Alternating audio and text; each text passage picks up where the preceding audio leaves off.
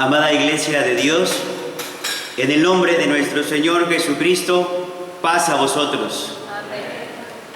Tenemos tanto gusto, hermanos, juntamente con mis hermanos que hoy nos acompañan, de estar con ustedes.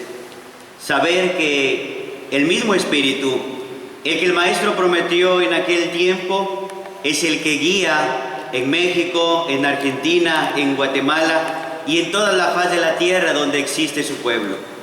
Esto lo vemos, hermanos, porque se le rinde honra, gloria y virtud, como dice el libro de las Revelaciones, a quien solo es digno. A Dios y a Jesucristo su Hijo, hermanos, el Cordero que quitó el pecado del mundo. Así, de tal manera, hermanos, que antes que empezar era necesario manifestarles este gusto y de alguna manera invitarlos a que en este momento pongamos nuestra mente, nuestro corazón, a poder meditar un mensaje para el cual, hermanos, se nos hace la invitación. La necesidad de que el joven sea ejemplo en el mundo. Ese es el tema que vamos a considerar en esta tarde. La necesidad de que el joven sea ejemplo en el mundo. El propósito, hermanos, es que cada uno de nosotros, así el joven como el que no se sienta joven, pueda reflexionar un momento, hermanos, la importancia que tiene las acciones que de manera cotidiana nosotros realizamos. No refiero a las del sábado, ni refiero a las de los congresos, hermanos, porque generalmente esas acciones son buenas. De facto, procuramos aparentar lo mejor delante de los hombres y delante de Dios en su santuario. Pero quiero referirme más aún en ese propósito, hermanos, juntamente con la palabra de Dios, a nuestra vida cotidiana, a la vida del diario, hermanos. Aquella vez en que usted se levanta de su cama y se dirige al trabajo, o cuando usted joven se levanta y se va a la escuela o cualquier otra labor que le ocupe en el día. Sobre ello vamos a reflexionar. Para comenzar, quisiera que todos abrieran su escritura, esperando así la tengamos prestos, hermanos. En el libro de Juan, el evangelista Juan, en el capítulo 17, en su versículo 15, hermanos, vamos a leer en el versículo 15. ¿Están ustedes ahí, hermanos? Si están ahí, les ruego se pongan de pie y a una voz hagamos esta lectura. Juan capítulo 17, en el versículo 15, el maestro estaba realizando una oración y rogaba por los suyos, hermanos, los de aquel tiempo, pero también hacía referencia a los venideros escogidos. En el capítulo 15 dice la palabra de Dios, todos juntos: no ruego que los quites del mundo.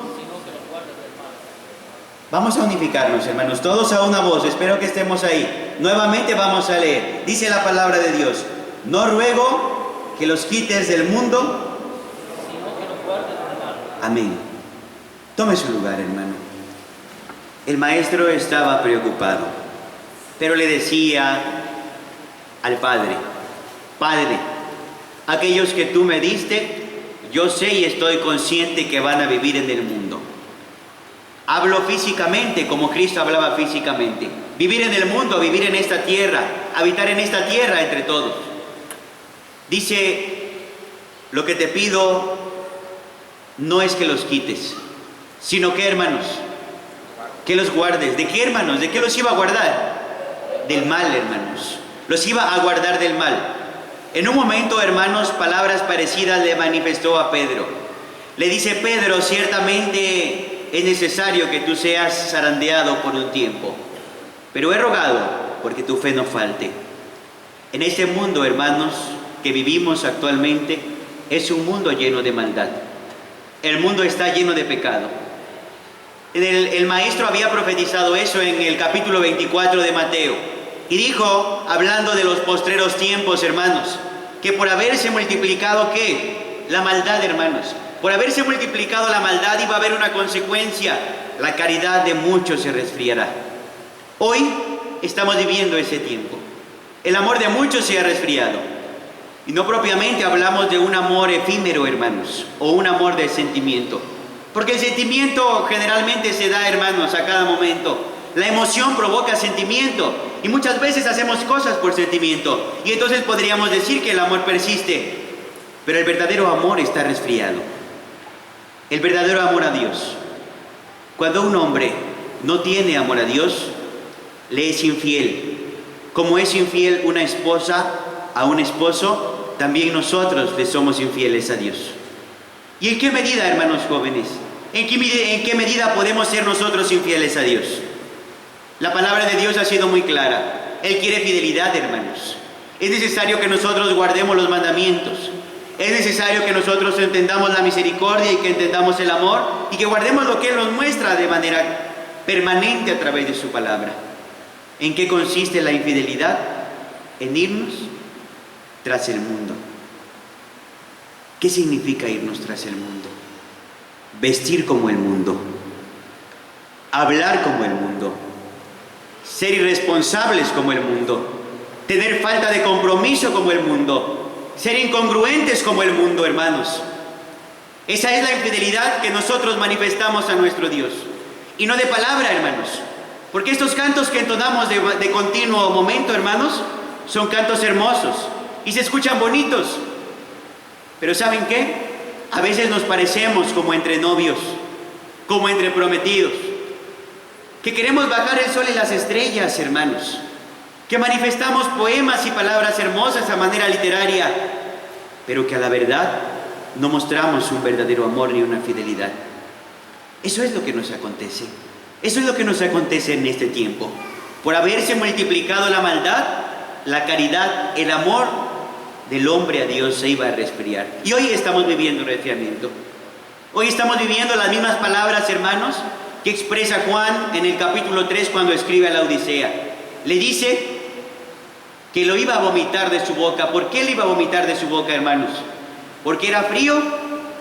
¿Porque era caliente, hermanos? ¿O por qué, hermanos? Porque era tibio. Palabras semejantes a los del Maestro. El amor es como una llama de fuego. El amor es como un agua caliente, hermanos. Pero la maldad es como el agua fría que usted vierte en el agua caliente. ¿Qué provoca, hermanos? Si usted le agrega agua fría al agua caliente, ¿qué provoca, hermano? Provoca tibieza. Y eso es lo que hay en nosotros, hermanos. Somos tibios, no somos resueltos, hermanos. En la palabra de nuestro Dios existe, de acuerdo a lo que ahorita vamos a ver, hermanos, la totalidad. A nuestro Dios no le gustan las cosas a medias. O eres frío o eres caliente, pero no puedes ser tibio, porque te es lo mismo que ser frío, porque serás vomitado de la boca. En el día del juicio no seremos justificados por ello. En la palabra de nuestro Dios no existe el casi resuelto. O estás resuelto o no estás resuelto. Pero a ver, hermano, a ver, hermano, a ver, hermana, que su esposo, hermana, le diga a usted, a ver, hermano joven, que su novia le diga que casi lo ama. ¿Habría usted de gustarle esta frase, hermano? Que le diga, amor, casi te amo, casi me gustas. Estas palabras, ¿cómo las habríamos de tomar nosotros, hermanos? Así como una burla, hermanos. Nos daría risa y no nos agradaría. A nuestro Dios tampoco le agrada que nosotros casi le amemos, que nosotros casi le sirvamos, que nosotros casi nos comprometamos. A nuestro Dios le gusta que lo hagamos con totalidad. En la carta, hermanos, que se escribe a Tito, el cual le pido que revise usted, en Tito capítulo 2, ubique su vista ahí, por favor, hermanos, tomemos juntos de esta agua. El versículo 7 del capítulo 2 de Tito. ¿Se encuentra usted ahí, hermano? Dice la palabra de Dios: mostrándote en todo, ¿por qué, hermanos? ¿Por ejemplo de qué? Por ejemplo de buenas obras. Mostrándote en todo por ejemplo de buenas obras, en doctrina, haciendo ver integridad, gravedad. Hermanos, ¿a poco en algún momento la palabra de nuestro Dios nos dice que nos quiere ver, por ejemplo, solamente en algunas cosas? Solamente en algún momento.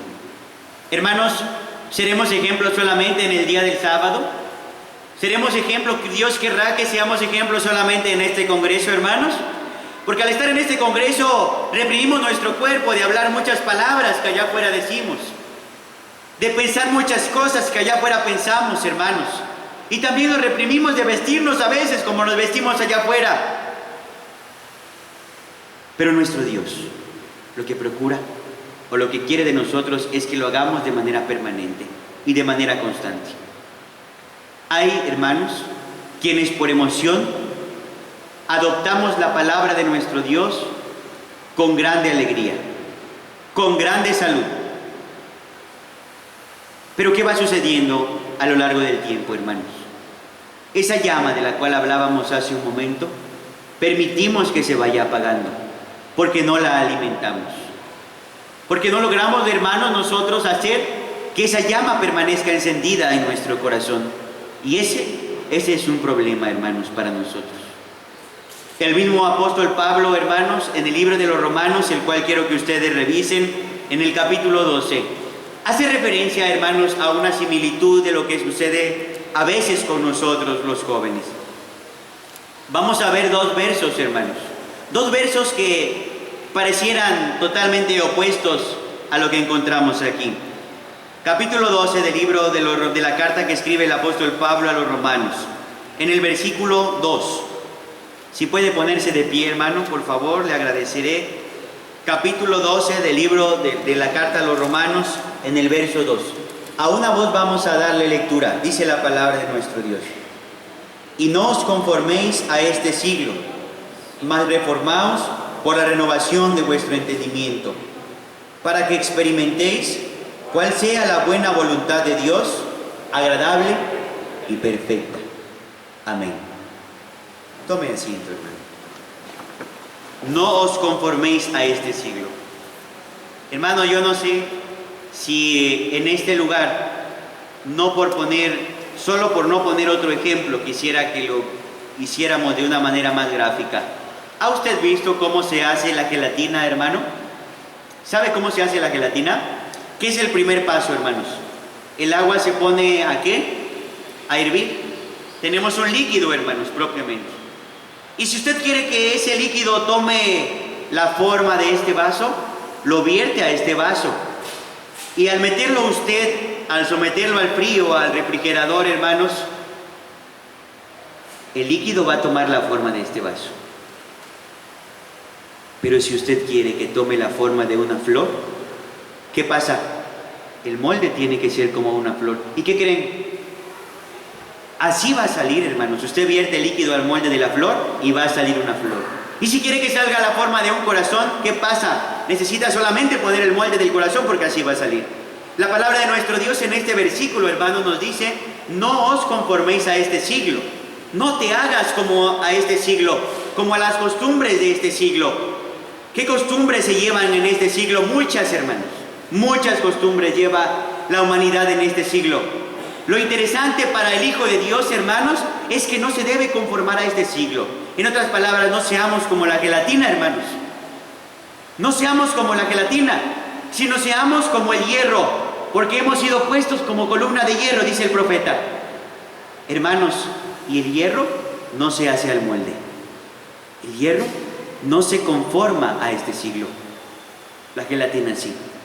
Pero a veces, hermanos, nosotros somos como la gelatina. Queremos parecernos al mundo. ¿Qué pretensiones tiene hoy el mundo, hermanos? Muchas. La pretensión principal hoy es tener éxito material, tener una carrera profesional, tener un trabajo que nos dé para tener comodidades. Pregunto, hermanos, ¿es malo tener posesiones? ¿Es malo tener recurso económico, hermanos? ¿Es malo tener una profesión? No es malo. ¿Dónde está lo malo, hermanos? ¿Dónde está nuestro error al seguir los pasos del mundo? En que para nosotros también en muchas ocasiones se vuelve una prioridad. Y si tenemos en alguna ocasión, hermanos, que hacer algo para nuestro Dios y algo para nuestra profesión o nuestro trabajo, preferimos primeramente atender las cosas del trabajo, las cosas de la escuela, las cosas de algún deporte que practicamos, y al último dejamos las cosas de Dios. ¿Esto es justo delante de Dios, hermanos? No es justo, porque nosotros recibimos todos los días innumerables bendiciones las cuales no valoramos. El día de hoy usted tiene salud suficiente para estar en este lugar. Usted tiene vida, hermano. usted tiene fuerza. Usted tiene la palabra de nuestro Dios porque le es permitido que obtenga la Sagrada Escritura con una forma libre que todavía conservamos. A veces, hermanos, nos tornamos injustos delante de nuestro Dios. A veces faltamos a la integridad o a la totalidad. Y solamente, hermanos, hacemos lo que queremos. Hacemos nuestra conveniencia. Cuando nos ahorca el problema, estamos delante de Dios. Pero cuando tenemos fruto, hermanos, cuando tenemos prosperidad en todo sentido, entonces nos olvidamos de Dios. Y somos semejantes a aquellos leprosos que no se regresaron a agradecer a Dios. Nos acordamos en el sufrimiento, pero no en la bonanza. Y a los jóvenes nos atañe esto. ¿Qué le puede faltar al joven, hermano? Los jóvenes tenemos fuerza, ¿sí o no, hermanos? Gozamos de salud, ¿sí o no? ¿De qué más gozamos? Gozamos de un hogar, gozamos de familia, gozamos de estabilidad. Y a veces, hermanos, queremos darle a nuestro Dios lo último de nuestra vida, porque pensamos que es para los viejos la palabra de Dios y no para nosotros. Porque pensamos que el alabar a Dios pertenece a los adultos, pero no a nosotros. Porque pensamos que el guardarnos de la fornicación no pertenece a nosotros y que fue una costumbre antigua. Lo vemos anticuado, hermanos. Hoy, para terminar la idea de este mensaje, hermanos, una de las cosas más fuertes que persisten en contra de la iglesia, porque abordaré dos. La primera es la fornicación. Hoy, hermanos jóvenes, no le damos importancia si llegamos al matrimonio en el orden de Dios. Vírgenes, hermanos, así el hombre como la mujer. Hoy se le ha restado importancia y nos burlamos de Dios, porque nos hacemos al mundo. Ese es un problema muy grande que ha atacado a la iglesia. Y la palabra de nuestro Dios dice que su Santo Espíritu no puede morar en templos inmundos. Ustedes, cada uno, nosotros, cada uno de nosotros es templo de Dios, morada del Espíritu Santo. Pero si nosotros fornicamos, hermanos, y hacemos las cosas desordenadamente delante de nuestro Dios, ¿cree usted que el Espíritu Santo morará en cada uno de nosotros? Si así lo piensa, piensa en contra de la palabra de Dios. Si así lo piensa, pensamos por justificarnos a nuestros actos. Pero no dice así la palabra de Dios. Y esto se ha vuelto natural, hermanos. Y quisiera que, lo digo por México, si ustedes quieren, o por alguna otra parte del mundo, no lo digo por Argentina, hermanos. Yo no sé, yo no los conozco en realidad, ciertamente cada uno de nosotros lo sabe, pero nuestro Dios sí nos conoce, y por eso su palabra fue dicha desde aquel tiempo para enseñanza total. Y la segunda cosa que nos afecta, y con la cual quiero terminar, es la ideología. Hoy, hermanos, como les decía, no es malo que leamos, no es malo que pensemos, no es malo que cuestionemos, hermanos. Lo que es malo es que nosotros transgiversemos la palabra de nuestro Dios y la dejemos en segundo término. Quiero compartirles que allá en México, hermanos, vean las sutilezas de Satanás.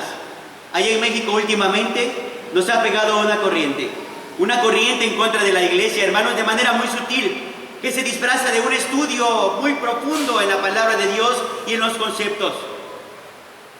Hermanos de México, ¿cuál es esa ideología? El mesianismo. El mesianismo, hermanos, nos ha atacado. Y hace algunos años nos dio unos golpes muy fuertes. Se llevó a ministros, se llevó a diáconos, se llevó a muchos jóvenes, hermanos. Y eso duele, hermanos. Porque hacemos casos, hermanos, a genealogías, como decía el apóstol Pablo, que no tiene caso que nos metamos. Nos metemos tanto en los términos de manera muy profunda y muy específica que trastornamos nuestro pensamiento. Pero no nos damos cuenta que la bondad y el tesoro de nuestro Dios se encuentra en su Sagrada Escritura y en la esencia de lo que las cosas dicen aquí. Hermanos, el mismo apóstol Pablo reprendía a aquellos que querían seguirse circuncidando. No somos judíos. Somos del pueblo de Dios, pero no somos judíos. Eso es distinto, hermanos. Y a nosotros nos ha sido concedida la gracia, hermanos, bajo el nuevo pacto, no bajo el antiguo pacto. Y quiero decir esto de manera muy firme, hermanos, porque a veces nos confundimos y Satanás utiliza la sutileza. Satanás le va a hacer que se ponga a estudiar el diccionario hebreo, que se ponga a estudiar hebreo, que se ponga a revisar a estos judíos mesiánicos que quieren regresar a las antiguas cosas. Reitero, hermanos, solo les comparto un testimonio de México para que no nos pase, si en alguna manera pudiese ser en alguna ocasión, porque todos tenemos distintas luchas. Y quizá esta no sea la lucha aquí en Argentina, pero lo que quiero decirles es que si la fuera, hermanos, tomáramos conciencia, hermanos jóvenes, que no nos dejásemos engañar por las vanas filosofías, por los vanos pensamientos. Nuestro Dios es uno. Tenemos un Dios, un Hijo, Jesucristo, su Espíritu, y su Espíritu es el que nos guía a toda verdad. Por último, hermanos, quiero que revisemos la palabra de nuestro Dios. Si usted puede ubicarse solamente para corroborar propiamente un ejemplo que tenemos acerca de la importancia de las buenas obras, hermanos. Si usted va a la primera carta a Timoteo, se dará cuenta, hermanos, de la recomendación que nos hace la palabra de nuestro Dios. Ustedes ya conocen perfectamente este texto. Amados hermanos jóvenes, primera carta a Timoteo, capítulo 4, versículo 12. A veces nos sentimos menospreciados por los adultos. A veces sentimos que no nos dan importancia, pero la importancia ciertamente nos la da Dios y nos ocupa Dios en la medida que nosotros hacemos compromiso con Él. Dice el versículo 12 de primera carta a Timoteo, capítulo 4. Ninguno tenga en poco tu juventud, pero sé ejemplo de los fieles en palabra, en conversación, en amor, en espíritu, en fe y en limpieza. Entendámoslo en un sentido espiritual y en un sentido literal. Hermanos jóvenes, la adolescencia y la juventud no fueron hechas para equivocarnos. No fueron hechas, hermanos, para gustar de los placeres del mundo. El capítulo 12 del libro del Eclesiastés, en el verso 1 dice: acuérdate de tu Criador en los días de tu juventud, antes que vengan los malos días en los cuales digas no tengo en ellos contentamiento. Así que, hermanos, atendamos el consejo de la palabra de nuestro Dios, que es que no se tenga en poco nuestra juventud. Pero para que no se tenga en poco, hermanos, necesitamos nosotros ciertamente ser ejemplo en todo, hermanos. Ser ejemplo en todo. Que Dios bendiga a cada uno de ustedes. Espero no haber ofendido a alguno, hermanos, entre nosotros, y que la palabra de Dios sea la que hable en cada uno de nosotros constantemente y nos dé el crecimiento. Que Dios bendiga a cada uno.